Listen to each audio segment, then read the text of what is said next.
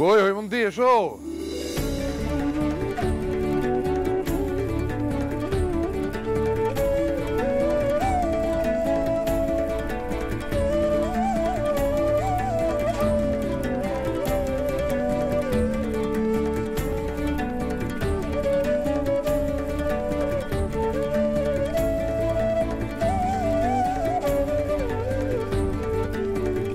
তুমি না আজকে আমাদের সবাইকে সবথেকে বড় উপহারটা দিলে মা। খুব খুব সুন্দর লাগছে তোমায়।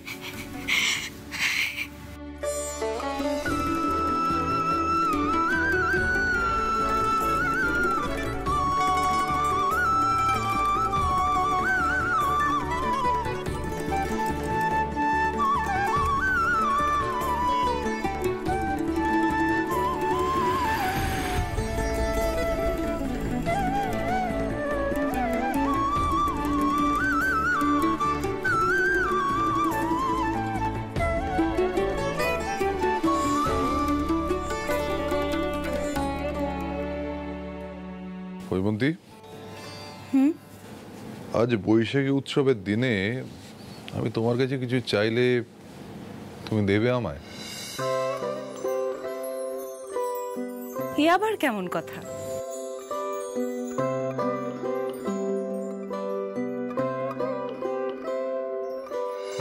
তুমি আমার কাছে কিছু চাইলে আমি কি না বলতে পারি? বলো কি চাই? আজ সুপারস্টোরের পুজোতে যাবে রোহিতের দেওয়া শাড়িটা পরে? মাস্টারমশাই, এ তুমি কি কথা বলছো? দেখো, প্রতিবার আমি তথার দেওয়া শাড়ি পরে এই বৈশাখী উৎসবে গেছি, আর আজ তথার খুনির দেওয়া শাড়ি। না না না না হৈমন্তী, না না, এ কথাটা বলো না, বড্ড খারাপ লাগে আমার। আচ্ছা, না হয় আজকের দিনটার জন্য এই পুরনো ক্ষোভটা বাদ দাও। ধরে নাও না এটা এটা আমাকে উপহার দিচ্ছ।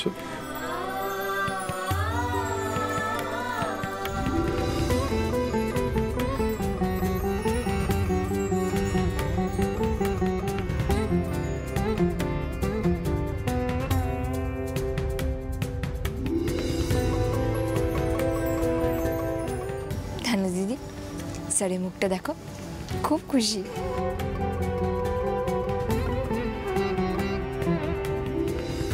ওই তো ঠাকুরমশাই এসে গেছে।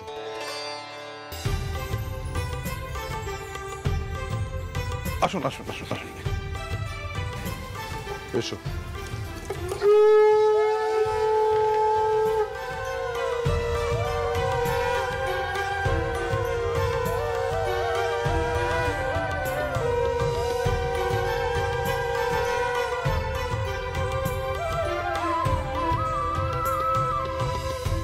হ্যাঁ বলো, কি গো, কত দূরে তুমি?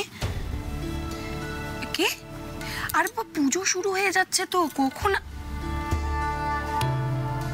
মানে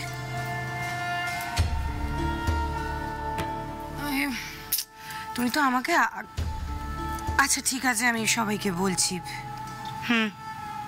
রাখছি। মা, জেঠুমনি আমাকে আসলে বড্ড ভালোবাসে, বুঝলে তো? তাই আমি বলছি, শোনো, আমার দেওয়া শাড়ি বলে জেঠুমনি জোর করে পরিয়ে নিয়ে এসেছে। রোহিত, আয় বস।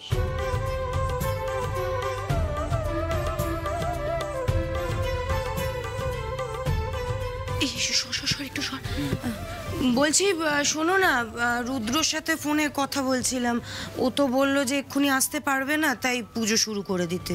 ও আচ্ছা, ঠাকুরমশাই আপনি পুজো শুরু করে দিন। বেশ বেশ বেশ।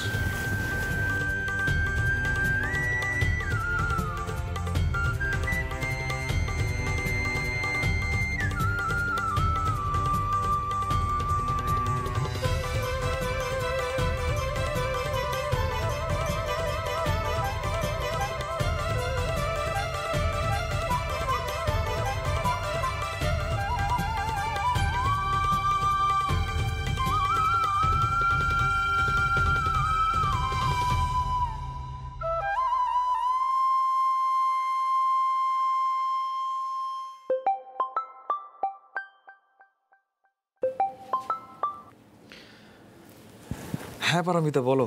হ্যালো, পুজো তো শুরু হয়ে গেল। কখন আসবে বলো তো তুমি? এত কি কাজ করছো? এবার কিন্তু ফুলকি রেগে যাবে। আসছি আসছি, আসলে অনেকগুলো কাজই পেন্ডিং ছিল, শেষ করে আসছি।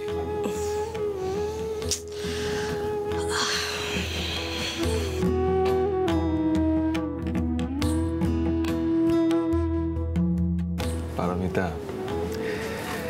এই রাগটা যদি তোমার হতো সেটা তো আর হওয়ার নয়। যাই হোক, কাজ শেষ।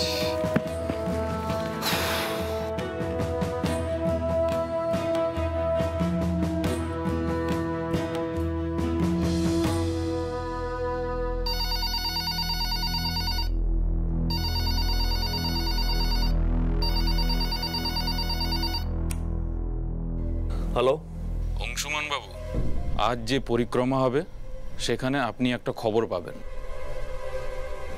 রাজা বাবুর সম্পর্কে। কার সম্পর্কে? আপনি কি বলছেন? হ্যালো হ্যালো,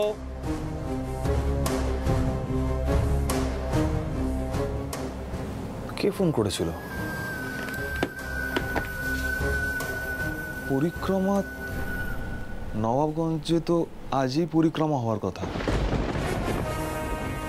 আর রাজাবাবু সম্পর্কে খবর আসবে মানে কেই বা দেবে?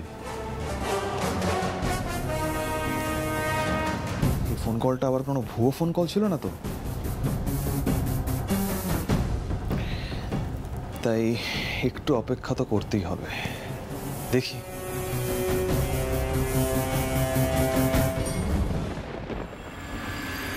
দাদা, টোপটা ফেলেছি, টোপটা খেয়েছে মনে হচ্ছে। খেলেই ভালো তিওয়ারি, খেলেই ভালো। তাহলে এবার একটা কাজ করো, তুমি চট করে তোমার মোবাইলের সিমটা চেঞ্জ করে ফেলো। ঠিক আছে দাদা। কি জানো তো, এইসব ফোন টোন ট্র্যাক করা পুলিশের কাছে খুব একটা বড় ব্যাপার না।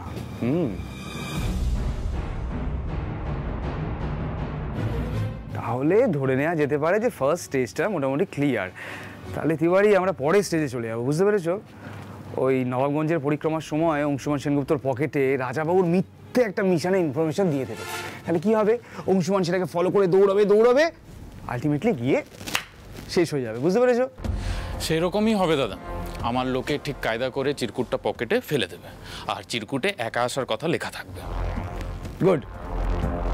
এই তিওয়ারি, তোমাকে আমি একটা পুরস্কার দেবো বলেছিলাম না? আজকে সেই দিন, আজকে পুরস্কার দেবো।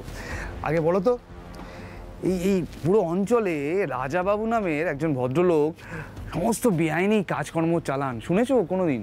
হ্যাঁ দাদা, অংশুমান বাবু তো তারই খোঁজ করছেন। রাজাবাবুর সঙ্গে আপনার যোগাযোগ আছে সেটা জানি, এবং রাজাবাবুর ব্যবসার কিছু অংশ এখানে আসে সেটাও জানি। কিন্তু রাজাবাবুটা কে সেটা তো জানো না? না দাদা, কোনোদিন চোখে দেখিনি, আর কোথায় থাকে সেটাও জানি না। তাহলে আজকে চোখে দেখে নাও, সে তোমার চোখের সামনে উপস্থিত। এবারে আমি রাজাবাবু। দাদা, আপনি? আপনি? ইয়েস। তাহলে বুঝতে পারছো তিওয়ারি, অংশুমান কত দূরে হাত বাড়িয়ে ফেলেছে। কি করে করলো জানি না, কিন্তু করে ফেলেছে। আমি ওই চাওফান নামের রেস্তোরাঁটা যাচ্ছিলাম একটা ডিলের জন্য, একটা অস্ত্র পাচারের ডিল ছিল।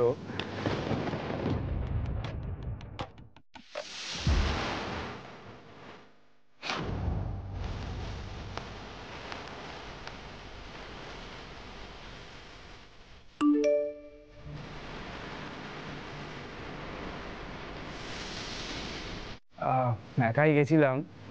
রবি নামের একটা লোক ওখানে ছিল, ওই আমার সমস্ত ডিলিংস ফিলিংস দেখে। রবি খুবই বিশ্বস্ত। রবি জানেও না যে রুদ্ররূপ সান্যালী রাজাবাবু। এই শোনো, তুমি কিন্তু একমাত্র জানলে এটা, হ্যাঁ? আর কেউ জানে না, একজন শুধু জানে, একজন, আমি নামটা বলবো না। এত কনফিডেন্সিয়াল ব্যাপারটা অংশুমান সেনগুপ্ত জেনে ফেলেছে তিওয়ারি। তাহলে বুঝতেই পারছো যে ওর শেষ হয়ে যাওয়াটা কতটা জরুরি। হ্যাঁ দাদা।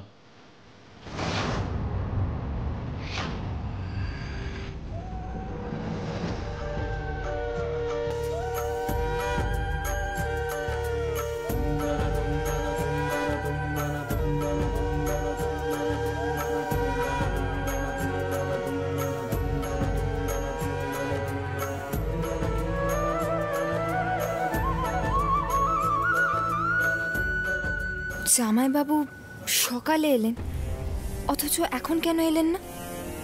হঠাৎ কাজ পড়ে গেল? উফ, জামাইবাবুর ওপর থেকে না সন্দেহটা কেন যাচ্ছে না?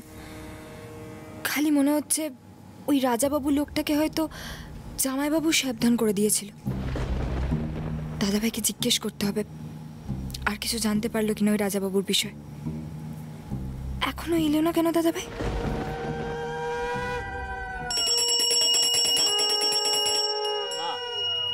সবাইকে তাপটা দিয়ে দাও।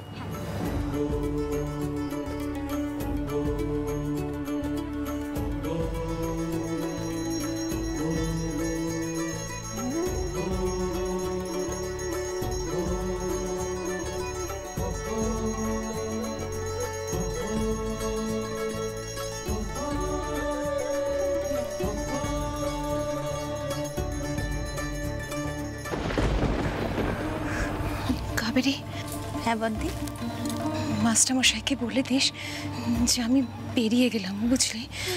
ওয়াই বন্দি, এই তো পুজো হচ্ছে। আমি না আর সহ্য করতে পারছি না রে, আর সহ্য করতে পারছি না।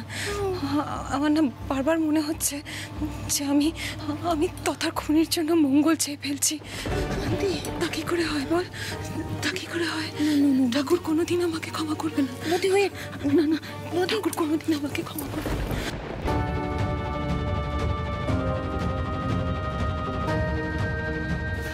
কি হলো? বন্দি লিভি, ও বন্দি বড় বৌদি, কি হলো? কি হলো বলো তো?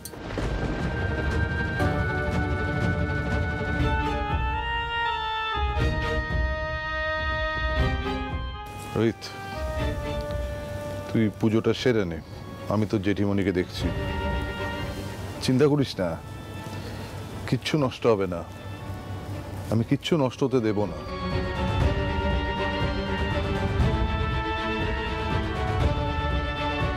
ঠাকুরমশাই, আপনি পুজোটা সারুন।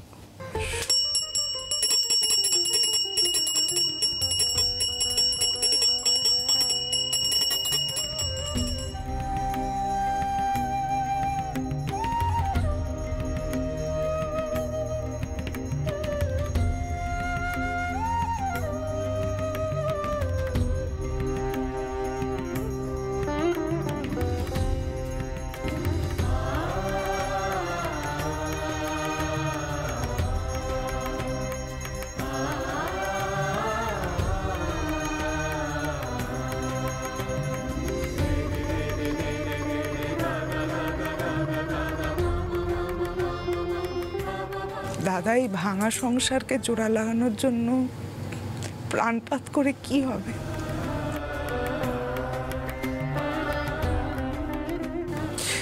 ঠাকুরের ইচ্ছে তো অন্যরকম।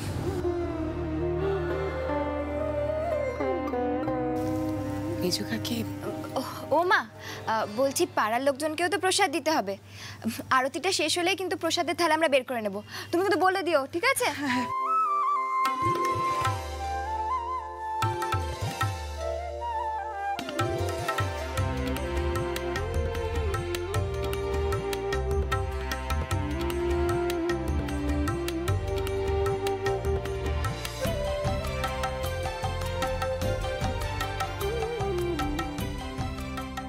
সত্যি এই মেয়েটার ক্ষমতা আছে পরিস্থিতি পাল্টে দেবার।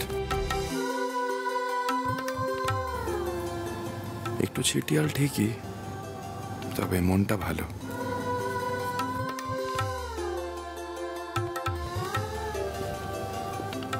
কিরে, কি দেখছিস? ফুলকে দেখছিস নাকি তা ভাই? তাই তো মনে হচ্ছে। তোরা মার না খেলে শোধরবি না, তাই না?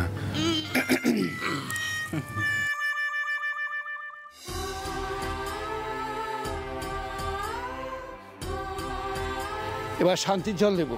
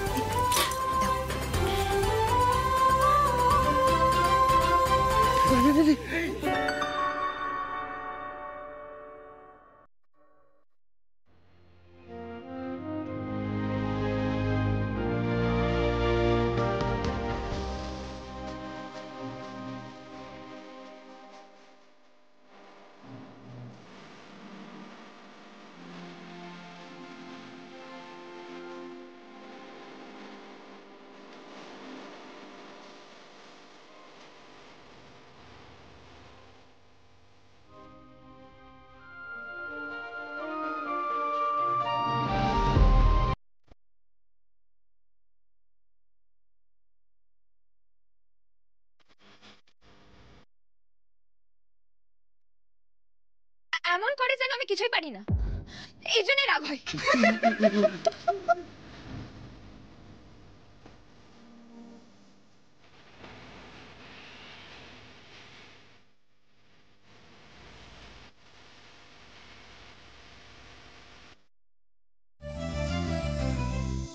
দাদা ভাই, তুমি এতক্ষণ এলে? আমি কিন্তু খুব রেগে গেছি। আরে ফুলকি আর বলো না, থানায় ছিলাম, পোশাকটা তো পাল্টে আসবো, তাই বাড়ি হয়ে এলাম। দাদা প্রসাদ দাও, প্রসাদ দাও। দিচ্ছি, তোমার উপর না রেগেও থাকা যায় না। আচ্ছা শোনো, বলছি রাজা বাবুর কোনো খবর পেলে? খুব শিগগিরই পাবো ফুলকি। তুমি প্রসাদ প্রসাদ যা আছে আগে দাও, আজকে উৎসবের দিন বলে কথা। দাও দাও, প্রসাদ দাও। হ্যাঁ, এতক্ষণে মনে পড়লো সেটা। ফুলকি, আমি চারিদিকটা পরিষ্কার করিয়ে নিয়েছি, বিকেলে কিন্তু স্টোর খুলবে, মনে রেখো। সুমন, তোমরা একটু বাইরের দিকটা দেখো তো, সব ঠিক আছে? আরে অংশুদা, তুমি কখন এলে? আমি খেয়াল করিনি, সরি। এই জাস্ট এলাম, আর আমরা ভাবছি তুমি কোথায়।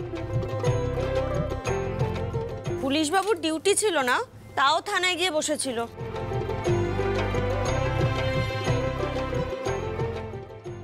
আচ্ছা ঠিক আছে, পারো, বেচারা সবে ঢুকলো, এভাবে বকাবকি করার কি দরকার ছিল? এই শোন না, ফুলকিকে বল অংশুকে ওই প্রদীপের তাপটা দিয়ে দিতে। হ্যাঁ, এই আমি এক্ষুনি প্রসাদ পাঠাচ্ছি।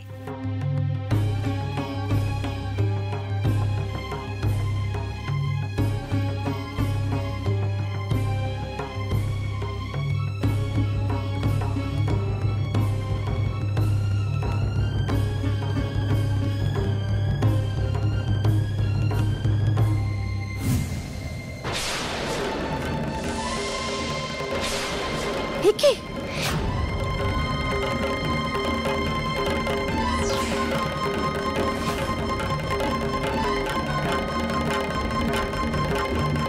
প্রদীপটা নিভে যাচ্ছিল তো, এটা তো বড় অমঙ্গল।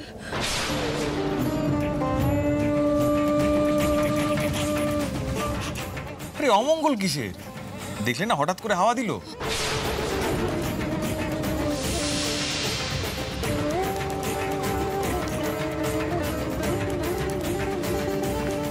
দরজা বন্ধ করছো কেন? পিয়াল, তোমরা না সত্যি। কদিন আগেই একটা বুলেট ইনজিওরি হলো, জমে মানুষের প্রায় টানাটানি পড়ে গেছিল, আর আজকে আবার এরকম একটা অমঙ্গল হলো। বৌদি বৌদি বৌদি বৌদি, এদিকে এসো এসো। বৌদি, কিচ্ছু হয়নি, কিচ্ছু হয়নি, সব ঠিক আছে, ঘাবড়িও না, সব ঠিক আছে, কিচ্ছু হয়নি। তুমি তুমি ভেতরে বসো, বৌদিকে ভেতরে নিয়ে যেতে। এসো এসো এসো, ভেতরে চিন্তা করো না, চিন্তা করার কিচ্ছু হয়নি, সব ঠিক আছে, তুমি তো বসো, স্ট্রেস নাও।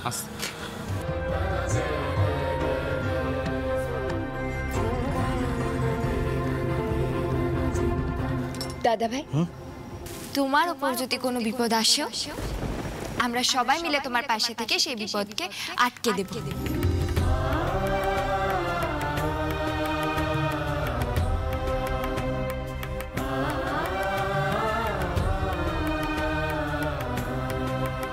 পারমিতা তো দেখছি সত্যি টেনশনে পড়ে গেছে। আশ্চর্য, এত ভয় পাওয়ার কি আছে?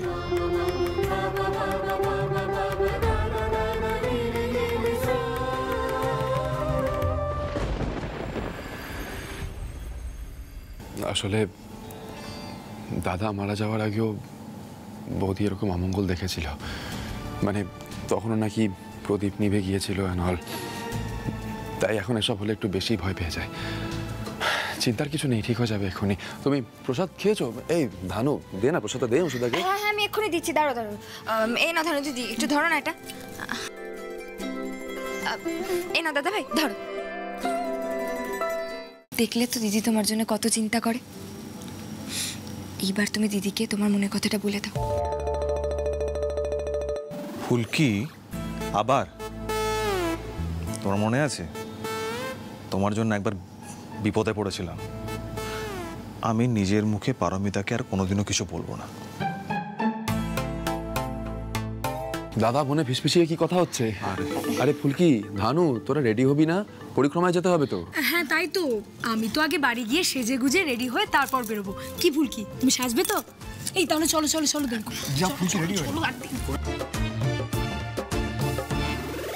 দেখা যাক পরিক্রমায় কি হয় আজ, দেখি কি খবর আসে। অংশুদা, কি ভাবছো? খেয়ে নাও প্রসাদটা, তুমিও তো যাবে পরিক্রমায়। আমি আসছি ওদিক থেকে। হ্যাঁ